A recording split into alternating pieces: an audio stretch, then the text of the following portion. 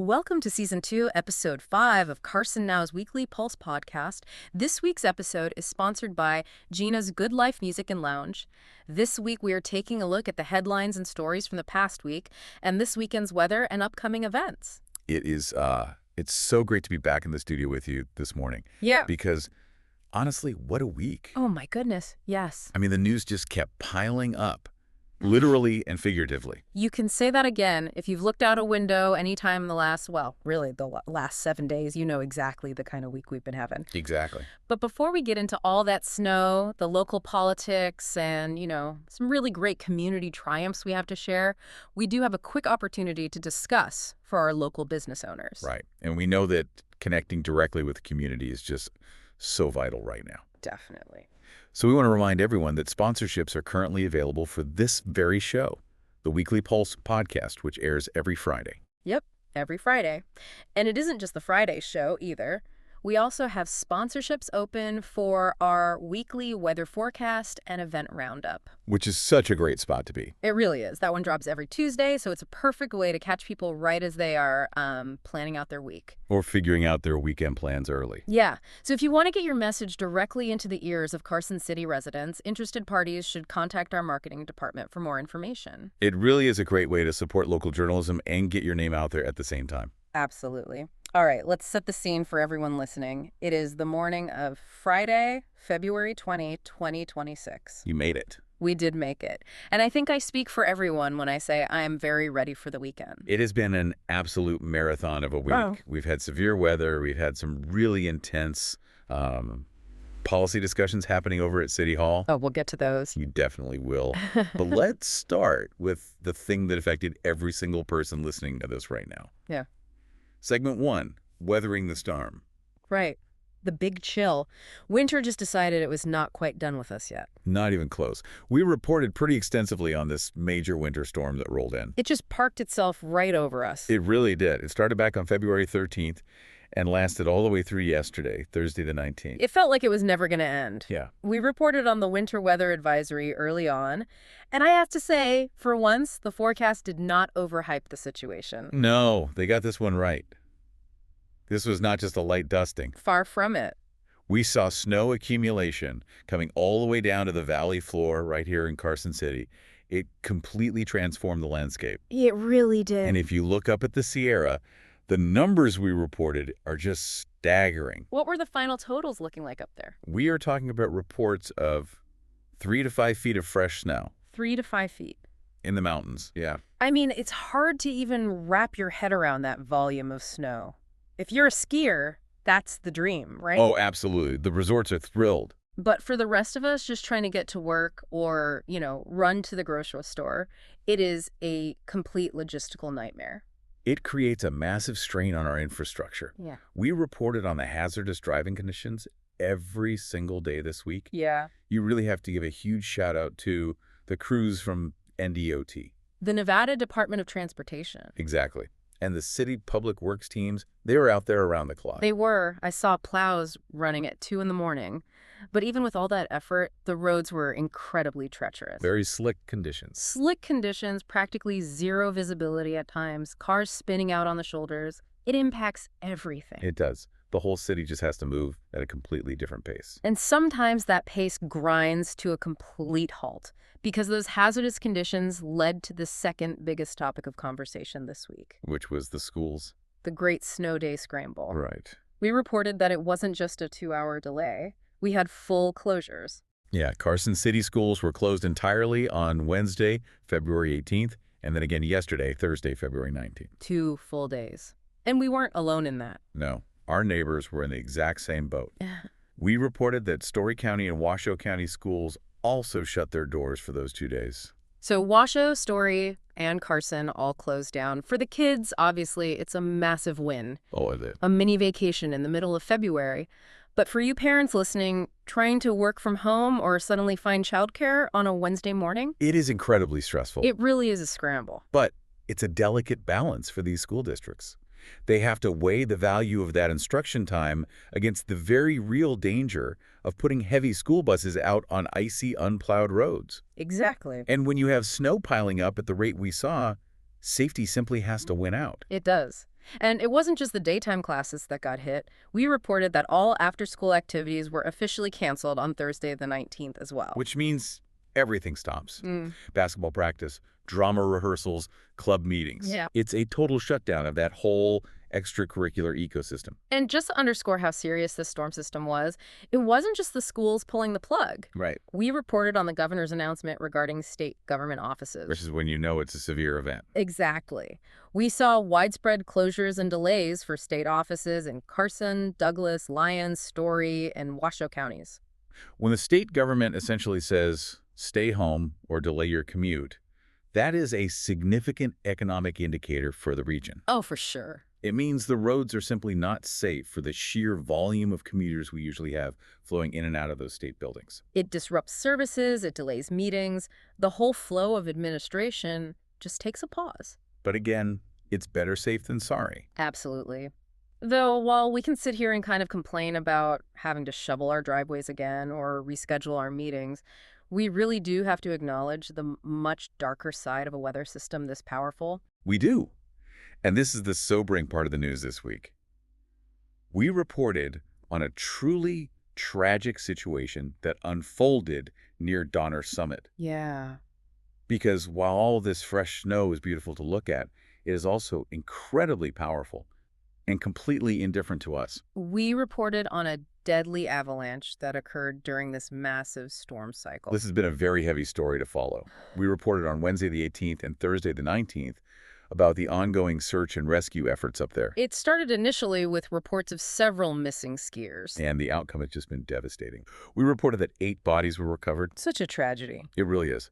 The search and rescue teams have been working in just unbelievably difficult conditions to try and locate the remaining missing individual. Yeah. On a slightly positive note, if you can call it that, 6 people were successfully rescued, but the loss of life is profound. It hits very close to home for us. We are a mountain community at our core. So many of you listening spend your weekends up in those exact areas. It is just a very stark reminder of why we have to deeply respect the elements. Absolutely.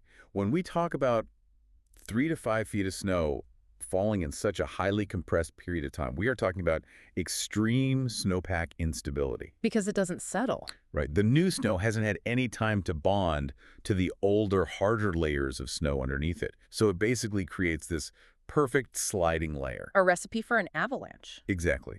It's a sobering reminder to all of you heading out this weekend to always, always check the avalanche forecast and please heed any warnings from the authorities. Our thoughts are certainly with the families and the friends affected by that tragedy. It really puts our little traffic complaints down here in the valley into perspective. It certainly does. It reminds us that what we're dealing with down here is an inconvenience, but what happens up on the mountain can literally be life or death. Very well said. Let's transition now from the forces of nature to the forces of our local government. Segment 2, City Hall Watch. If you thought the weather outside was stormy, things were getting pretty heated inside the Board of Supervisors meeting this week. This was a fascinating story. It really gives you a deeper look into how local government operates and, more importantly, how it interacts with the public it serves. We're talking about the public records controversy. Right. This was the absolute hot topic at the Board of Supervisors meeting yesterday, Thursday, February 19th. And this whole debate revolves around a proposal that was brought forward jointly by the Sheriff's Office and the Clerk Recorder's Office. And the gist of that proposal comes down to one word: fees. Mimey. Exactly. They proposed implementing new fees for citizens making public records requests. Now, generally speaking, public records are seen as exactly that. Public. They belong to us. Right, but this proposal sought to change the financial dynamic of accessing them quite significantly. And we aren't just talking about charging a nickel for a sheet of printer paper here. No. We reported that the proposal included charging $23 per hour for staff time and $40 per hour for attorney time. And the catch they included was that these specific fees would apply to requests that required, quote, significant research or redaction. Significant. That word is doing a whole lot of heavy lifting in that policy draft. It really is. It's very subjective. It is. And there was one specific proposed fee that really jumped out at me, and I know it jumped out at a lot of our listeners who have been following this. The body cam fee. Yes.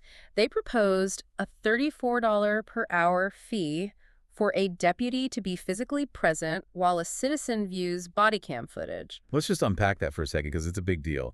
The implication there is that if you, as a citizen, want to see the footage of an interaction with local law enforcement. Perhaps an interaction that you yourself were involved in. Right. You would have to pay the hourly wage of the police officer who is assigned to sit in the viewing room with you. Now, to be completely fair to the city and the sheriff's office, they do have a stated reason for this. They aren't just bringing this up to be difficult. No, they are facing a very real logistical hurdle on their end. They argued at the meeting that the volume, and especially the complexity, of these records requests have just skyrocketed recently. Especially with video. Exactly. Yeah. Reviewing body cam footage is not a simple process. You can't just take the raw digital file, put it on a thumb drive, and hand it over to someone. It requires meticulous frame-by-frame redaction. Right, because there might be innocent bystanders walking through the background of the shot. Or victims of a crime whose identities are protected. Or even undercover officers who happen to be in the frame. All of that has to be blurred out manually, Hmm. and doing that level of video redaction takes hours and hours of focused work. So the city's argument is that this massive administrative burden is actually pulling their staff away from their primary public safety duties. Right.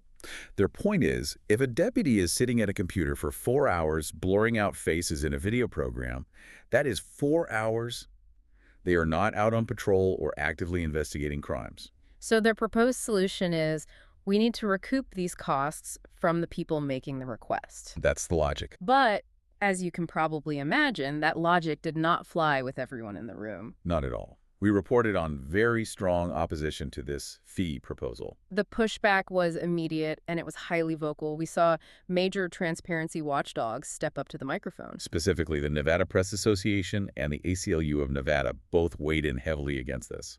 And their argument is really rooted in the fundamental philosophy of open government, isn't it? It is. It's rooted in the Nevada Public Records Act, the NPRA. But the core of their argument really boils down to what they call double dipping. I thought that was such an interesting way to phrase it. Explain what they mean by double dipping in this specific context. Well, the argument from the ACLU and the Press Association goes exactly like this. We, the citizens, already pay local taxes. Those tax dollars pay the salaries of the city clerks, the city attorneys, and the sheriff's deputies. We fund their paychecks. Yes. So since we have already paid for their time through our taxes, charging us a new hourly fee to access the work they are doing is effectively charging us twice. Double dipping. It makes perfect sense when you lay it out like that. It's the core idea that the government works for us, the public, so we shouldn't have to pay an extra premium just to see what our government is up to. Precisely. The phrase they kept using was, public records belong to the public. And the opposition also raised a very serious concern about access to justice, didn't they? They did, and this is where it gets beyond just administrative debates. They argued that these high hourly fees could actively deter victims of crime from accessing vital evidence. Which is a pretty scary thought. Yeah. If I am a victim and I simply can't afford to pay $34 an hour to review a video, does that mean I can't see the evidence of what happened to me? That is exactly the fear. It creates a very real financial barrier to transparency. If only wealthy individuals or large, well-funded corporations can afford the fees to access public records, do we really have an open government anymore? That was the big question the ACLU was posing to the board. And legally speaking, there is some friction here with state law too, isn't there? We reported that transparency advocates believe this fee proposal actually violates the spirit, if not the direct letter, of the Nevada Public Records Act. Yes, the 2019 update to that specific state law was very clear on this issue. It explicitly eliminated what were previously called extraordinary use fees. Okay. But the city is arguing that the law still allows them to recoup what it calls actual costs. So the whole debate is over the definition of the phrase actual cost. Exactly. The city is saying our staff's time is a cost to us. Right. But the advocates are saying no, an actual cost is the price of a CD-ROM or printer toner. They argue that staff time is a sunk cost that is already fully covered by the taxpayers. So you have this massive clash of ideologies playing out right there in the meeting. What actually happened when it finally came time for the Board of Supervisors to vote on Thursday? Well, the board kind of read the room, so to speak. They ultimately voted to continue the item. Which is government speak for kicking the can down the road. In a way, yes, but it was actually a very productive delay. Okay. They didn't just reject the idea out of hand, but they certainly did not approve it either. They just had way too many unanswered questions. What specifically were the supervisors looking for from the staff? Consistency was a big one. The proposal that was brought to them had entirely separate fee schedules for the sheriff's office compared to the general city offices. Which would be incredibly confusing for the average citizen trying to navigate the system. Very confusing. So the supervisors requested that staff go back and create a single, unified, consolidated policy for the whole city. And they wanted much clearer definitions too, right? Crucially, yes. They want to know exactly where the line is drawn. They asked staff to define exactly what constitutes a routine request that remains completely free to the public. Right. And then, what specifically constitutes a research request that would actually trigger these new hourly fees. Because without a crystal clear definition, that power could easily be abused. Supervisor Giomi also brought up a really interesting point about looking at alternative solutions. He did. He requested that staff provide cost analyses on other options. He essentially asked the room, what if we just hired more staff? Which is a valid question. Right. If the root problem is that the records workload is too high for the current staff, maybe the real solution is to fund a new position entirely dedicated to processing records, rather than shifting that financial burden onto the citizens requesting them. It's a classic invest in the system approach. Yeah. So the item is officially continued. City staff has to go back to the drawing board, crunch the numbers, refine the definitions in the policy, and then bring it all back to the board at a later date. We will definitely be watching this one very closely as it develops. It's one of those things that sounds like a boring administrative issue on the surface, but it actually has a huge impact on our fundamental rights as citizens. Absolutely. Transparency is never a boring topic. No, it's not. All right, let's move on to something that is actively building the future of our city.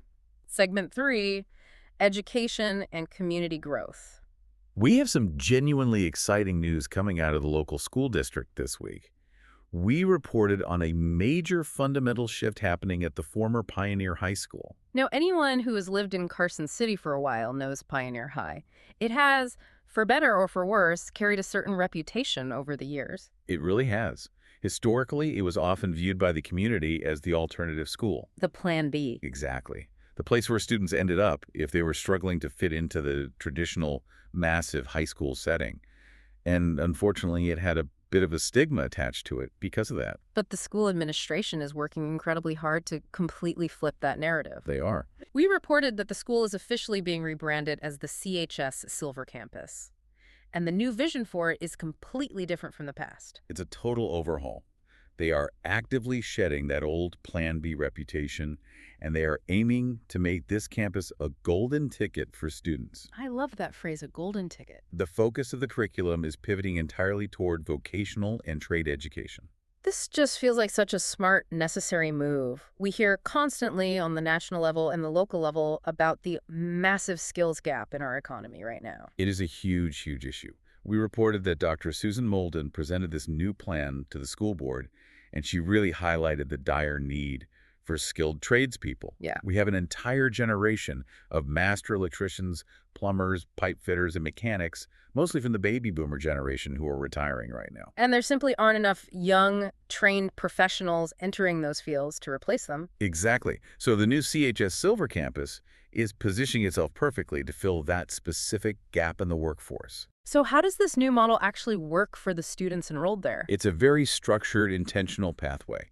Freshmen and sophomores will start out by taking comprehensive career surveys to really figure out what specific trades they are interested in. Okay. And importantly, they will start earning real safety certifications right away. Like what kind of certification? Things like the OSHA 10 certification, which immediately gives them a leg up on a resume before they even touch a tool. That's fantastic. And what about when they become juniors? Juniors will focus heavily on ACT prep, making sure their academic fundamentals are strong, but they will also get a lot of direct exposure to the local industry. Through guest speakers and things. Right, guest speakers coming into the classrooms and actual site visits to active job sites. But the real magic of this program happens in their senior year. Walk us through the plan for the seniors. They will have what's called a split schedule. They will take all their required core academic classes, English, math, history, in the morning on campus. And then in the afternoon, they literally leave the high school campus. Wow. They go directly to actual internships or apprenticeships with local businesses. They are learning hands-on, on the job, in the real world. That is just invaluable experience. By the time these kids graduate, they don't just have a standard high school diploma, they have a working resume and real industry connections. Exactly. And this isn't just a theoretical idea on paper. We reported on some major, heavy-hitting local partnerships that are stepping up to make this a reality. Who's jumping on board to help? The Plumbers and Pipe Fitters Local 350 is a really big one. Oh, wow. Yeah, they are actually interested in leasing classroom space directly at the Silver campus to use for their own adult apprentice training programs. Talk about incredible synergy. You are going to have high school students sharing the exact same hallways with actual union apprentices. It completely demystifies the career path for these teenagers. You know the saying, if you can see it, you can be it. We also reported that the Northern Nevada Electrical Training Center is heavily involved in the rollout. What are they doing? They're actually coming in and helping to tutor the students in algebra. Which is so smart because I think people often forget just how much advanced math is involved in high-level electrical work. Oh, it is entirely math-based. Yeah. And Carson City Toyota is also partnering up with the campus. They plan to bring actual vehicles and professional technicians right onto the campus to teach modern automotive maintenance. It's really transforming the whole educational model for the region. It's fully recognizing that a 4-year traditional college is not the only path to a highly successful life. Trustee Richard Varner made a really poignant point during the board meeting. He said the school district has a fundamental responsibility to make these students work-ready, not just college-ready. That's a great distinction. This model offers a direct, viable pipeline to high-paying, stable, necessary careers. It takes the old alternative school and turns it into a premier educational destination. I am just really excited to see how that campus develops over the next few years. It's going to change lives. It really is. Now, in other state-level news this week, we also had a brief but important update on state cybersecurity. We did. And this directly follows the major cyber attack on state citizens that we discussed in the show a few months back. Right. The state has officially unveiled a brand new statewide data classification policy. What does that actually entail for the agencies? It's all about getting every single department on the exact same page. They are establishing 4 strict tiers of data classification. Okay, what are the 4 tiers? They are public, sensitive, confidential, and restricted. It sounds pretty basic on the surface, but I have to imagine that getting every single state agency to agree on those exact definitions and protocols is a massive Herculean task. Oh, it's a bureaucratic nightmare to implement. But the ultimate goal is to standardize exactly how digital data is handled across the board to hopefully prevent future breaches. Yeah. They are specifically trying to stop what security experts call the mosaic effect. The mosaic effect. I haven't heard that term. What is that? It's a tactic where hackers take a few isolated pieces of data that look completely harmless individually. Okay. Maybe they get a name from one unprotected database and a zip code from another agency's list. Individually, useless. But when they piece them all together, like tiles in a mosaic, they suddenly reveal highly sensitive personal information. Oh, wow. I see. So by classifying all data strictly across all departments, they hope to close those little loopholes that hackers exploit. Well, it is certainly good to see them taking some proactive steps after the scare we had. Definitely. All right, let's lighten the mood a little bit and celebrate our community. Segment 4, arts, culture, and good news. We have so much good news to share this week. Let's start with a really big birthday. Yes. The Brewery Arts Center, the beloved BAC, is officially turning 50. The Golden Jubilee. We reported that they are celebrating this massive milestone with a huge gala event coming up on April 11. Mark your calendars. But it is about a lot more than just throwing a great party. There is a real vision for the future of the arts in Carson City. There is. We reported on Executive Director Spike McGuire's new master plan to visually unify the entire BAC campus. Because right now, for anyone who might be new to town and doesn't know, the BAC is actually split physically across King Street. Right. You have the historic Brewery building over on one side and then the performance hall, the old church building over on the other side. Exactly. And McGuire noted that sometimes visitors don't even realize those 2 distinct buildings are part of the exact same organization. Yeah, it can be confusing. So the new plan is to create a true, cohesive arts district feel. visually and thematically connecting the buildings so it feels like one unified campus. They are also working hard to make local art even more accessible to the public.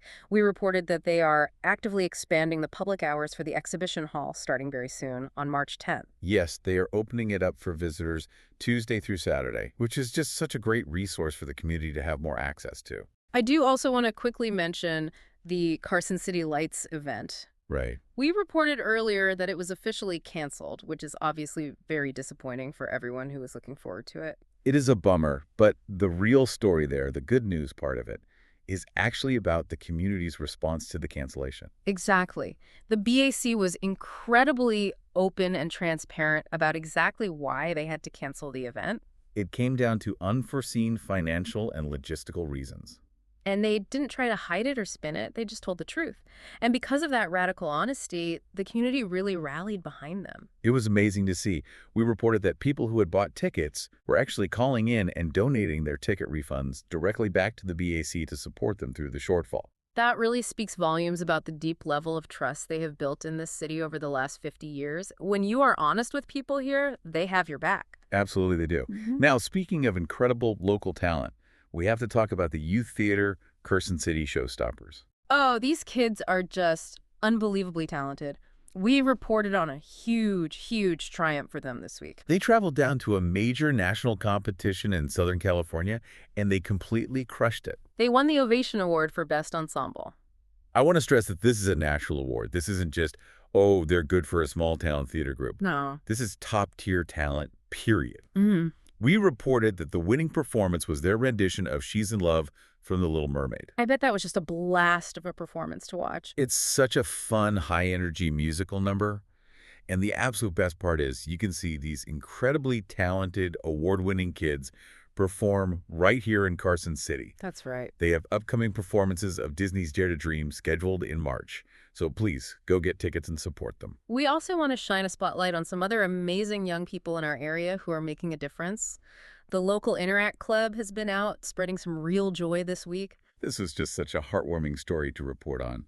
The Interact Club, which is a dedicated service club for local teens, took a trip to visit the Sierra Basin Memory Care Facility. But they weren't just popping in to say hello. They were on a mission to deliver what they call Senior Smiles bags. Oh, which is just the best name. It is. These bags were filled with handmade cards, intricately folded paper cranes, just beautiful little tokens of kindness for the residents. We actually included some feedback in our reporting from two of the students involved, Jaden Joaquin and Sadie Brown. Yeah. And they both talked about how incredibly rewarding it was, not just to hand over the bags, but to actually sit down and connect with the elderly residents to hear their stories. It is just so important to bridge that generation gap whenever we can. It's obviously wonderful for the seniors who get the company, but it's clearly so beneficial for the teenagers too. It really is. It builds empathy. And keeping with our theme of seriously impressive students, we definitely have to mention this week's Rotary Senior Spotlight.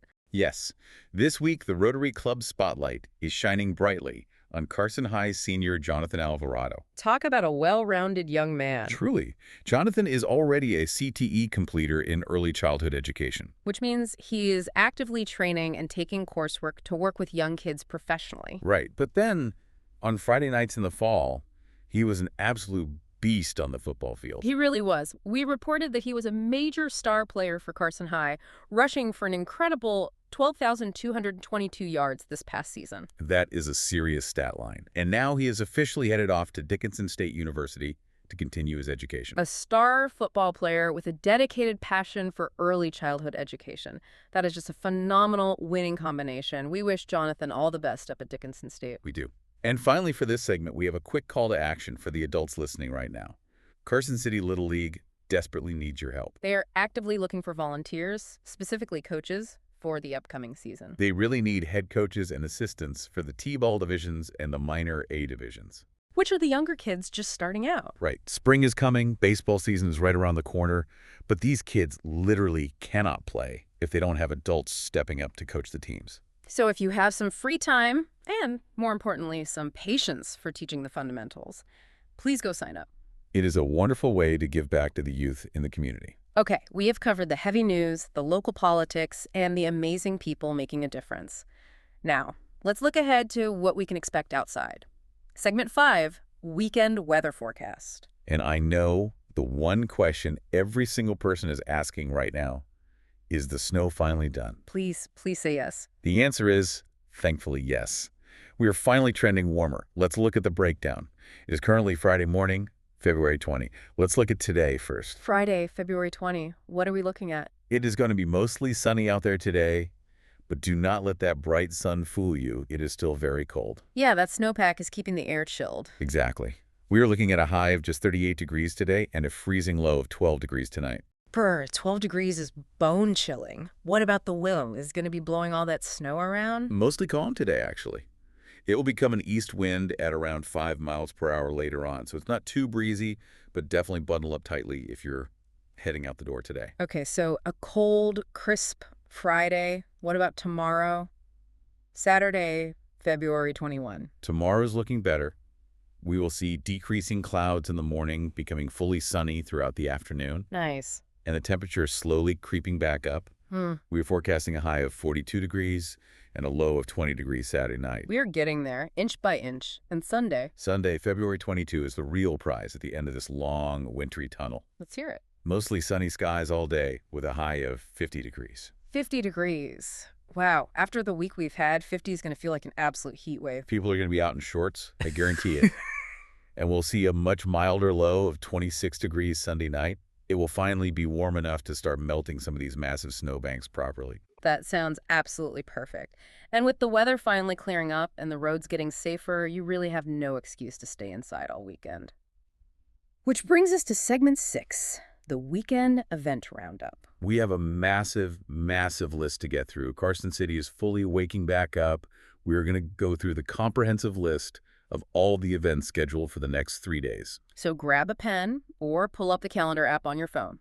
Let's start with today, Friday, February 20. If you are up early and ready to move, at 7:30 o'clock a.m., we have Jazzercise Carson City meeting at Yapple's Ballroom. Heart rate up bright and early. Then a little later at 9 o'clock a.m., there is the Connections Group meeting over at Comma Coffee. This is a really wonderful community group for meeting new people and just sharing stories over a warm drink. Moving into the evening hours today, at 5 o'clock p.m., we have free grief therapy available at Wiley's Wellness Sanctuary.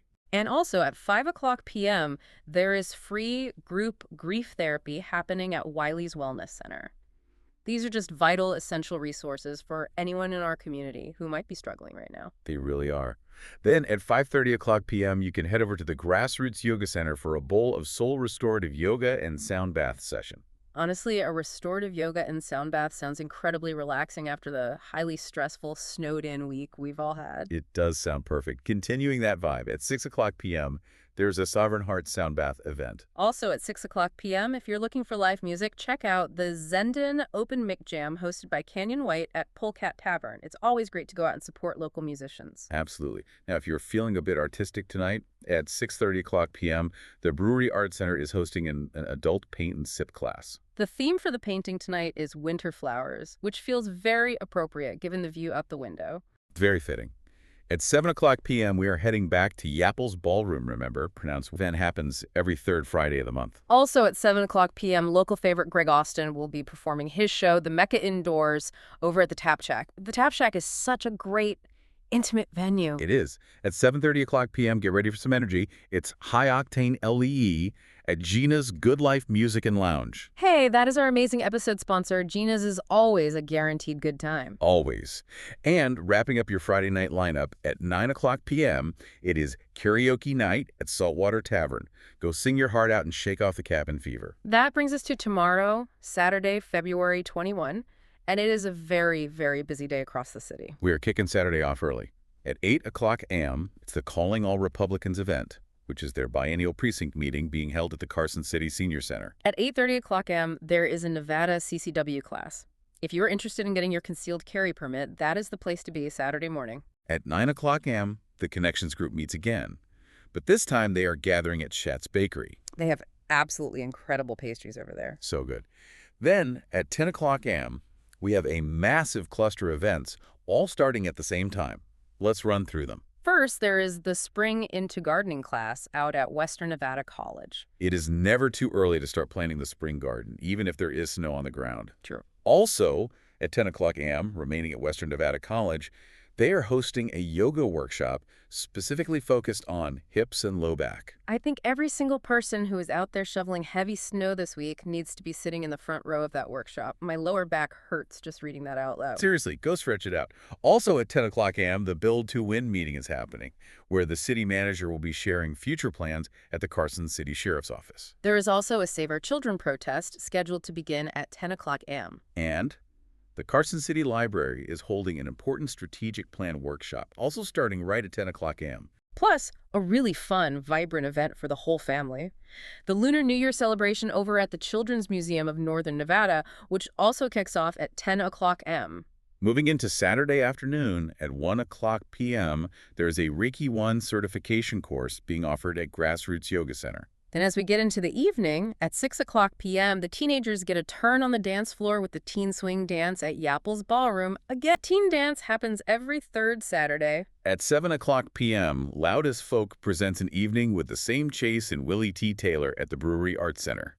The Loud as Folk series is always an incredible showcase of regional songwriters. Also at 7 o'clock p.m., Keith Allen Barnett is playing live over at Polecat Tavern. And at 7 o'clock p.m. as well, the Reckless Envy duo will be performing at the Tap Shack. Finally, to cap off a wild Saturday, at 7:30 o'clock p.m., Greg Austin takes the stage again, this time at Gina's Good Life Music and Lounge. Whew, that is a lot of Saturday plans. It is. Which brings us finally to Sunday, February 22, a slightly lighter, more relaxed schedule to help wind down the weekend.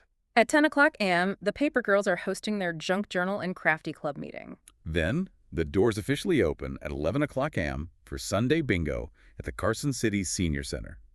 But note that the actual bingo play doesn't start until 1 p.m. And rounding out the whole weekend, at 12 o'clock p.m., Sip String and Shine is happening over at Rocking and Rolling Gift. That is just a completely jam-packed, fantastic weekend schedule. Carson City is definitely shaking off the winter slumber. Absolutely. We are back in action. And before we go, we want to give one final huge, energetic thank you to our amazing episode sponsor, Gina's Good Life Music and Lounge. Make sure to stop by and catch a show this weekend, and definitely tell them the Weekly Pulse sent you. And for all the fine details on these stories we covered, or to read the full, in-depth articles we discussed today, head right over to carsonnow.org. That is your absolute hub for local news. You can also submit your own community stories and upcoming events directly to the calendar right there on the site. Please take a second to like and share this podcast with your friends and neighbors, and follow Carson Now on all our social media channels to stay in the loop all week long. And as we sign off, maybe take a moment this weekend to think about how you can get more involved. Whether it's coaching Little League or attending a city meeting, local community only works when we all show up. Very true. Stay safe on the melting roads, enjoy the beautiful warming weather, and have a fantastic weekend, Carson City. See you next week.